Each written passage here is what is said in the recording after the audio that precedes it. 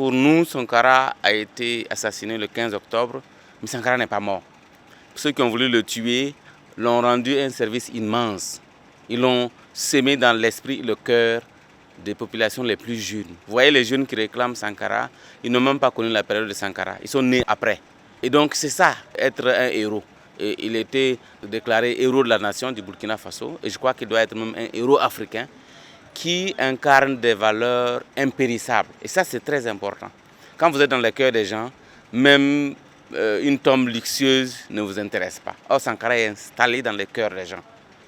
Parce qu'aujourd'hui, c'est bien, on cite les citations, c'est déjà un premier niveau de changement mental, d'appropriation de son idéal. Mais citer une citation, un slogan de Sankara, seul ne suffit pas aujourd'hui. Il faut être comme Sankara, être plus que Sankara. Je crois que c'est ça qui doit être le combat tous les jours quand on commémore son assassinat en disant il est vivant. Il est vivant comment? Dans nos gestes quotidiens. Être intègre, c'est commémorer Sankara. Avoir l'ardeur du travail, c'est commémorer Sankara. Être patriote, c'est commémorer Sankara. Être anti-impérialiste, c'est commémorer Sankara. Ne pas trahir son pays, c'est commémorer Sankara. Pour nous, c'est toutes ces valeurs-là que Sankara a magnifiées, a incarnées lui-même. Quand vous dites que vous êtes héritier de Sankara, on va vous poser la question, mais qu'est-ce que vous faites pour montrer que l'héritage de Sankara n'est pas en danger? Le président Ibrahim Traoré a dit que la RPP est le prolongement de la RDP. La RPP, c'est la Révolution progressiste populaire. La RDP, c'est la Révolution démocratique populaire. Donc il y a 2 P déjà, il y a 2 R dedans. Voilà, c'est intéressant. Pour la jeunesse, c'est de pouvoir incarner cet idéal-là et le vivre jour après jour. Parce que si vous avez ça, évidemment, quand Sankara dit qu'il faut vivre de ses propres ressources, des ressources de son sol et de son sous-sol, mais c'est ça le vrai développement. Consommons ce que nous produisons ce que nous consommons. Si vous faites ça là, je crois qu'il n'y a pas un pays, seul pays qui ne va pas se développer. Imaginez-vous que vous produisez un objet au Burkina Faso et on dit que cet objet-là va être consommé par les Burkinabés. Prenons seulement rien que l'agriculture. Si on arrivait à produire suffisamment pour que les Burkinabés mangent, les paysans là, rien que ça, le paysan va être riche. Ça va être l'acteur le plus riche du Burkina Faso. Parce qu'on n'aura pas acheté du riz qui vient de l'extérieur. Regardez les milliards qu'on déverse pour prendre les spaghettis, le riz, toutes les productions qu'on consomme tous les jours, on importe. Donc le producteur qui produit ça, imaginez-vous, rien que ça, c'est l'économie nationale qui grandit parce qu'on consomme ce que nous produisons et nous produisons ce que nous consommons. Nous avons 23 millions. Imaginez que vous produisez pour nourrir 23 millions, vous avez une richesse parce qu'on va acheter pour manger.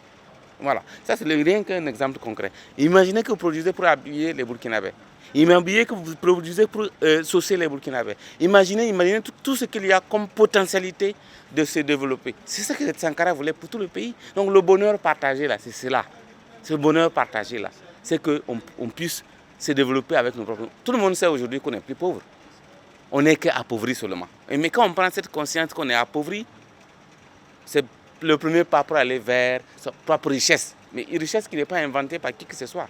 Parce que quand on vous donne là, vous êtes dépendant de la personne qui vous donne. Le jour qu'il va arrêter, il arrête.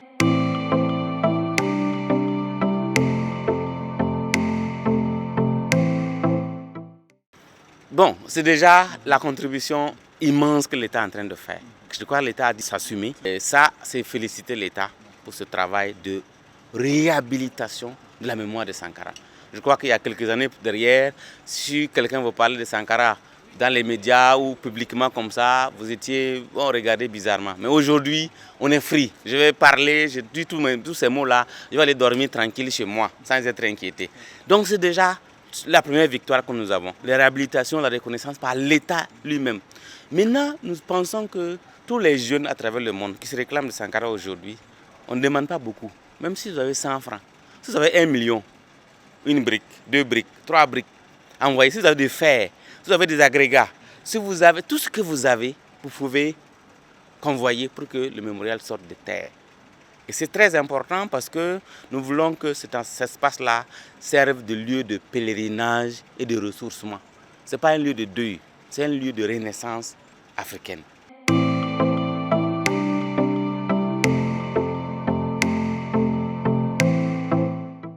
Soyons des Sankara tous les jours.